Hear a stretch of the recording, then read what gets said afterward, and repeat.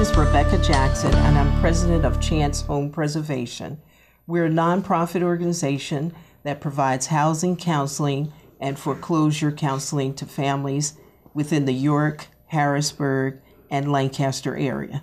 Today, we have several guests that will address some of those issues related to housing, and I'd like everyone to introduce themselves. Tony? My name is Tony Smith, and I was a former city councilman. My name is Philip Palandro, and I'm the director for the York County Department of Veterans Affairs. And I'm Leroy Moore. I'm a realtor on the Bridget Floyd team at Keller Williams. Okay. Well, we really appreciate you all coming here today to speak with us and to let the community know what's going on as far as housing is concerned and what services the VA offers to veterans.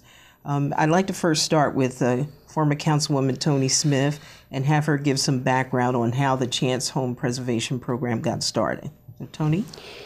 Well, when I was a councilwoman, it was 3 years ago, all the foreclosure came about. And I seen people lose their home through the city and county, and I got really concerned. And I was trying to figure out the way the other city were doing it to help the people, to bring the lender in to talk to them personally and try to solve the problem. And like I say, in Philadelphia, they went to a judge. The judge could do that, make them sit down with the lender and try to figure out a way to help the people. Well, the judge in New York didn't understand quite what I was trying to say. So one day, it was a Tuesday, when a council meeting, Rebecca came in, and she was telling us the same thing that I was in my heart, try to save people from losing their home, foreclosure, meet with the lender, bring them in, talk to people. And so when she came and expressed the concern, I knew right away that's what I want. So as she walked out, I followed her, and I asked her to call me and see what we could do. And we did pretty well. We had 4 events, 2 at the stadium, 1 at the Lincoln School, and 1 at the York Fair. And we didn't get paid. We didn't ask any money to anyone. It was completely, actually what I had to do is raise money to pay for the place. And so we raised money through Tom Wolf and Louis Appel and other people. And so that's how we did our event. And we had about at least 400 people coming to the 4 events. And we helped most of it. You can't help everybody because it's different situations with the cases. But most of the people, when they left the building, they came up and hugged us and kissed us and said, thank you, thank you. They can help us. Well, the lender were there. How many lenders were there? We had at our first event, which was at Lincoln Charter, we had 4 lenders. We had Wells Fargo, PNC, and it was Wells Fargo, PNC, and a couple other lenders. But they were all quite surprised because they never expected so many families to show up. Yeah. And so the word got out, and then when we had our next event, they brought more team members to help because many of them had to stay 2 hours overtime just to help the families that did need assistance. So that was very successful and has been ever since. And the one that we did at the stadium, we asked the sheriff to come because I knew that when sheriff had to go and tell these people they had to get out of the house, it was very hard on them. and to do that. And I was keeping here, you know, even the sheriff, they were sorry to do that, but that was their job. And so he came and he watched, and he was very happy and surprised that, you know, maybe we can help some people. But anyhow, that's where we are right now. And we're getting more involved, and we're going to go further with other plans to even, you know, more than just foreclosure. So Yes, we're working now to help first-time home buyers, and that's why one of the reasons why we asked Mr. Leroy Moore to come today to kind of share some of the information about housing and the way it is today. Most of us left off with foreclosure, and it's really been tough on families in the community. So if you could speak to some of those issues and talk about, you know, where do you see the housing market today, and how is it? It's a mixture of different things. It's actually picking up, and I find it to be quite active. The term I use, it's a balanced market. Because of the fact that there is, I don't want to say an abundance of foreclosures, because I think the foreclosures as they were in the past, there aren't as many, or it doesn't seem to be as many. 2 or 3 years ago, it seemed to be the majority of the listings on the market were foreclosures, and I know that number is down for a fact. I say it's a balanced market because one would make the assumption that it's a buyer's market, and it's not that. It can be if you're dealing with foreclosures, but then at the same time, if you have a property and you put it on the market and you price it right and you're just a standard seller who wants to sell their home, there's been times where they've had multiple offers on that home because of the fact it's been priced properly. And that would make it a seller's market in a sense. So it's an interesting dynamic where it has both aspects to it. So is that part of a short sale? Is that what you would, if they are in foreclosure and they want to say possibly they really can't afford to keep their home and they want to do a short sale, is that all part of that, or what's the process in the short sale? Yes, by definition, a short sale, obviously when you're in foreclosure, you no longer can afford to have the home, and you usually owe more on it than the value. And by definition, a short sale is that the lender and or investor has to agree to take less than what has been owed. And I guess the other aspect of the short sale is normally there would be no lien or judgment against the seller at that point. So you would walk away from it clear and free, but it can be a cumbersome process. Does a homeowner have to sign the same paperwork that if they were to purchase a home from an agent? Would they fill out the same paperwork, or is it different? It's the same paperwork and more, because you have your same still standard contracts and all agreements that are PAR agreements, which are Pennsylvania standard contracts, but then there's always additional paperwork that the lender wants to have. And when it comes to a short sale, on the seller side, it's almost they have to qualify as well. Because normally when you purchase a home, we're all aware that the buyer has to be qualified by a lender to make sure they can afford the home. But on a short sale, it's almost the same thing for the seller. They have to get qualified and go through the same process financially just to assure that they're in a position that they can afford it. Now, when a short sale happens, in a regular sale, we all know that the seller receives funds or proceeds. In a short sale, does that happen, or what happens with that? Do they receive any cash back, or is it based on, as you stated, about the amount that they owe on the property? How does customarily, no, because they owe a lot more than what the value of the property is, so there's really no cash there. But there have been instances where lenders would give the seller a little bit of cash to move forward.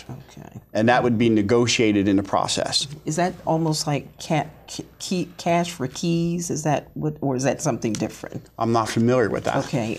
Well, we're understanding that some lenders will help the family to relocate. Yes, that's exactly what that is, because it's relocation money. Exactly. Yes. So they do offer that from time to time as assistance to the seller to get them to move to the next property. Absolutely. Now, one of the questions that we get a lot is that if they do a short sale on their home or give up their home, are they able to purchase another home later on? Is that possible, or can they never purchase a home again? Never, I would say no, but there's always going to be time requirements. And generally, bankruptcies were always the thing that we looked at and would have time variables, because people would think because you filed a bankruptcy, you had to wait 7 years. And I know years ago it really was only 2 years, and you had to have reestablished credit and show that you were creditworthy. So when you look at the short sales and the foreclosures, they're somewhat the same because you defaulted in some ways. So my experience has been on short sales, it's like 4 years. And on foreclosures, it's like 7 years. But if you can reestablish your credit and show that you have good established payment history, and they're probably looking for 2 years of that, you can probably have someone look at you. Okay, all right, thanks. We have some more questions we'd like to ask you, but Mr. Palandro, can you please tell us what does the VA office do here in York County? Yes. And I'm going to say that because we do service a lot of veterans that come that need help with housing and other issues. So could you kind of go over that with us? Yes, ma'am. The Department of Veterans Affairs in York County is actually a county office. We're employed by the county commissioners in York County. And by law, there is to be a county office of Veterans Affairs in every single county across the state. So there's 67 counterparts, well, 66 counterparts to me. And what our action and the things that we do and what our charge is that we are an advocate office for veterans. And incidentally, there is 40,000 veterans that live in York County. And what we do is we are an advocate office that helps bridge the gap to state and federal benefits that they're eligible to apply for. The UCR and U.S. Code Title 38 is a federal law that regulates and really governs all of veterans' benefits. And it is our job when a veteran thinks that they're eligible or is inquiring about being eligible, or that we need to recognize maybe a group of veterans that are eligible for certain things, to go out and then seek what it is that they're eligible for and then help them to apply. And the second piece to that really, and probably the most important thing, is if they've been prevented from getting them or they've been denied through the application process, then it's our job to go and appear for appeals hearings for them. And I do that in Lebanon at the VA MC at the Medical Center, in Philadelphia, and even Washington, D.C. We'll go and construct an appeal hearing for them and then go and represent them at that appeal hearing. Okay. And as far as housing is concerned, what qualifies someone to obtain a VA loan? Is everyone eligible that enters the service? They are. If they're a veteran and they've done their service honorably, they leave the service with an honorable discharge, or something that's under honorable conditions, meaning it might be they didn't complete their term of service, but it was for some odd reason or bad luck, something other than poor conduct or dishonorable conduct. If it's other than honorable or under honorable conditions or honorable discharge, then they are eligible to apply for VA home loan. Okay. And have you seen that? Have you worked with a lot of veterans that wanted to purchase a home? I have. And I guess in today's market, the veteran loan is probably one of the best loans you can get, from the point of view that it's truly 100% financing, and the seller can pay all the closing costs and the veteran can get in at truly no money of his own.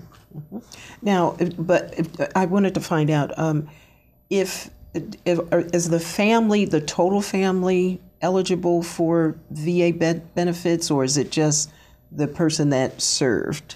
Generally, how veterans benefits go, unless there's a disability situation where someone was wounded in combat or injured or ill from their service, generally how veterans benefits go is they are for the veteran. Okay. Now, you know, as I was saying, if somebody's 100% disabled or they have some other situation going on where they became ill or injured from their service, then there are some other benefits that are attached for spouses and things of that nature. And there's some education benefits for kids and things like that for 100% disabled. But generally how it goes is the benefit is directed at the veteran. So if someone has, so if someone is deceased, then the wife or husband could still be eligible for the benefits. They could be eligible for certain benefits. Yes, there's death indemnity benefits, and other type of widow's pensions type things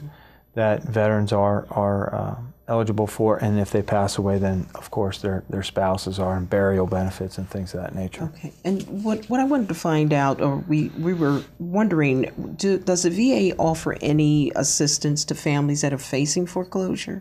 You know, I'll be honest with you, when someone calls with that type of situation, I direct them to the regional office in Philadelphia. They do have people that focus directly on VA loan and foreclosure and things like that. We do have a lot of local emergency funds, and we have other state level benefits that we can apply for if they get into situations where they can't pay their rent and their mortgages and things like that, and their bills. And so emergency funding, but nothing that we run right out of our office or anything that would be directed at, directly for people who are having problems with foreclosure. So what you have are, say, emergency type funds if they need. We do, and we come up against all kind of different situations where people have bad luck in their life, or some catastrophic event happens and they can't pay their mortgage, or they can't pay some type of bill that they might owe, or their taxes or something like that. And sometimes they can come to us and we can help them out. Okay, thank you. Yep. Leroy, have you seen how in the real estate industry, how do you work with veterans and the types of mortgages, I guess, that they have as far as purchasing a home? Well, generally when you meet someone, that's an interesting question. One of the first things I try to ask to see if they are a veteran. Because if they are a veteran, I don't want to say it makes it easier, but anyone has to get qualified by a lender to purchase a home through the basic qualifications. But again, if you're a veteran, it drastically minimizes how much capital or savings that person needs. So it just makes the process and the transaction more efficient, simpler. And have you seen veteran families come in that are facing foreclosure or wanting to do a short sale on their home? Is that? I personally have not. Okay. Mm-hmm. You haven't seen that? Not many. Okay. No. All right. Go ahead, Tony. Did you want to say? I think that it needs to be a way that the veterans know that there's a place they can come to. Yes. Or a place that we're doing now to help the veterans. We want to help everybody. I wish God we could. But the veterans is something special because when they come back, I went through World War II and I was in Italy. I know what a war is like. I was right there. And so it's ugly and it's confusing and you're never the same. Even if you was a little girl, never the same. So my heart goes out for them. And for the family and for the children. And so we want to help them everywhere, any way we can. Mm-hmm. And if it's any way that they can contact us, like I said, we can't promise everyone. No one can but God. So He can. But we're just going to try and see, their life to be a little easier and go back to the normal life they used to have. Yes, because some of the services that we offer at Chance Home Preservation, we do housing counseling, mm-hmm. We do foreclosure counseling, loss mitigation, loan modification, and we also do affordable housing as well. And so that's why some of we decided to have these events, because we started to see a lot of families that were facing foreclosure. Mm-hmm. And we also have families that come that want to purchase a home, but because of their credit, they're unable to do so. So we also provide credit counseling, and we do other housing educational programs as well. So when we talk about credit, I just kind of change the subject. I wanted to see, as far as in the housing market, how have you seen the credit issues affect a person purchasing a home today? An interesting question. Basically, I'm going to use the number 620 when you look at credit scoring. And it's been around for 15, 20 years. Now, prior to what they refer to as the mortgage meltdown in 2008, you go back 10 years before that, you couldn't necessarily get a mortgage unless you had at least a 620 or something a little higher. And then once they got adjusted to the FICO scoring, like anything, they pressed the envelope and allowed it to go lower. Yes. And they were doing mortgages in a lot lower range. And as a consumer, they're not always quite aware of what would be acceptable and not acceptable. In today's market, you can get a mortgage with a 620 or even lower. So I don't think the credit is, in terms of the issues or the ability not to get a mortgage, as bad as people think. Okay. It's just not as liberal as it was. Okay, when you say liberal, what does that mean? In the past, when I say liberal, they were doing mortgages that would be below a 580, let's say. Or I've seen some that would get done at 540. And what type of loan would that be? That was what we referred to at that period of time as a subprime loan, Okay. which from my perspective is a high-risk loan. But on a high-risk loan, you're always going to have higher cost, higher fees. So you have someone that has a challenging credit, and then you're taxing them with extra money. Okay. And in today's market, I think it's a little conservative, but I think it's acceptable. And give an example, I had just done a mortgage, or not a mortgage, closed on a house 3 weeks ago, and the borrower had a 600 credit score. Now, below 620, and some lenders won't even do them if they're below 620. Okay. And the reason why they were able to get theirs done is because they had a lot of compensating factors, where they rented a home for 3 years and they can show a payment history of not being late. They can show utility bills of not being late. So they can show you the fact that they, in their housing situation, they were making payments and were paying on time. So they showed the lender that they weren't going to be a credit risk. Okay. Okay. So That's, see, this is what we have to do. We have to put it out there. It's people that don't know. They think they have a bad credit. They can't do it. It's a lot of people in the foreclosure.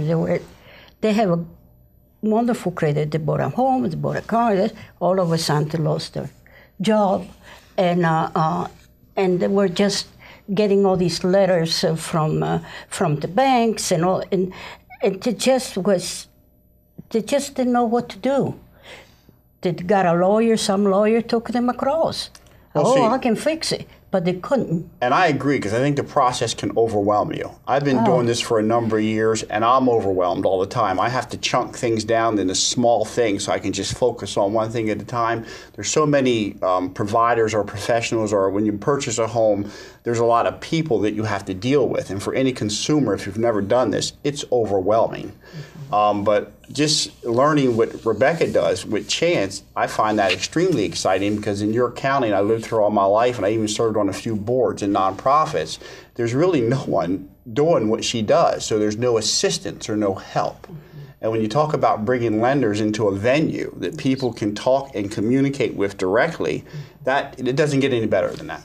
yeah, so when we at this particular event that we're having in April, because we're having another event on April 23rd at the Courtyard Marriott, we have several lenders that have really said we need to come here because of the same reason, that we haven't been able to find anyone to help, the families that have the loans.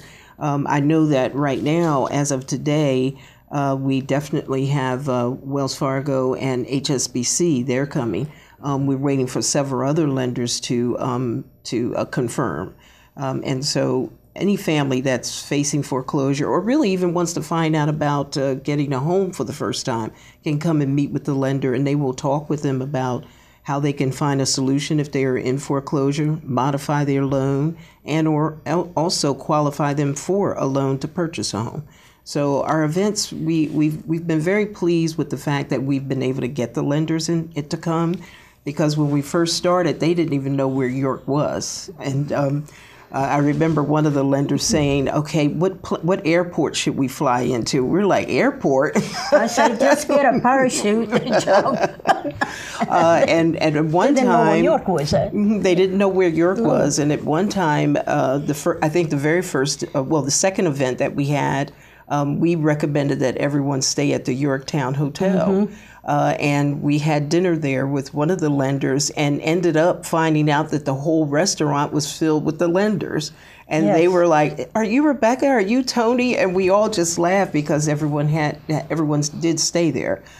So it's been a big help, and that's why we've been continuing to do so. And that's why we wanted to reach out and get, more information to the community so that way they know that we're here, that you all are here, and that if they need assistance, they can call on any one of us if they need help. So we're really glad about that. I think, too, that, it's so many places, not just your county. It's all the one that needs the help, but they don't have they want us to help them because we already proved that we can do it. And it was so hard because it was just her and I, and I was determined, not only as a councilwoman, but as a person, that I just couldn't stand to see these people suffer like this. And nobody did, and it had to be a way to save them. And what happened is when you sell a house to someone, a lot of people don't understand with the house is the taxes, the upkeeping, and all the responsibility that goes with it. But, maybe they didn't explain to them what's all involved. It's a big responsibility. And I think that's some of the things that happen, especially in the Spanish community, where they really don't know less that, the language barrier and all this, it made it impossible for them to keep up. They were so happy. They were happy, to get a home. Well, I guess what happens, like most large purchases, you get so emotionally consumed by it that you sometimes lose your judgment. But at the same time, you have to keep your mind in the process, so you make sure you're always working in your best interest. And to your point in terms of foreclosures being overwhelmed, I know when you get that packet in the mail from the bank, it's overwhelming. And without having someone to sit and assist you through that, in my opinion, it's almost impossible to translate some of that language and make it make sense in terms of your personal situation. So I wanted to ask you, is there anything else that you wanted to highlight about veterans and what your office offers? Or Yes. Okay. Yes. Could you share that with us? If you are a veteran, and it makes no difference whether you're a World War II veteran, who we still have, luckily we have very few. Around, and Korean War veterans, and Vietnam veterans, Persian Gulf, Gulf War, Iraqi freedom, Afghanistan. It makes no difference. If you're a veteran from whatever era that you served, you're eligible for benefits. They may vary. There may be differences in exactly how much you get or what you get. But if you're a veteran and you served and you left with an honorable discharge and you left, or other than honorable, under honorable conditions, you should call us, because there in 2015, we all know it's tough in this world and things are expensive, and it's not just the money, but there's a lot of benefits where there's health services that are attached to those, not only monetary benefits, but health services. And that's what we do. We're in the pursuit of trying to help veterans get what they've earned through their service. And especially if they need it, then it becomes very important for them and their spouses and children and so on and so forth. So it could be as steep as that, or it could be as very minor as needing transportation to and from the VA for your health care, or some other type of services that you need help with, or that you're struggling with. You should call our office, because that's what we do. We're advocates. We're located at 100 West Market Street, right downtown. And could you give them the phone number as well? Absolutely. It's area code 771-9218 or area code 717-771-9710. And what are your office hours? Our office hours are from 8 o'clock in the morning to 4:30 in the afternoon, Monday through Friday. And I also do an outreach at out in Hanover, Pennsylvania, at the New Hope Ministries. It used to be the Red Cross building on Carlisle.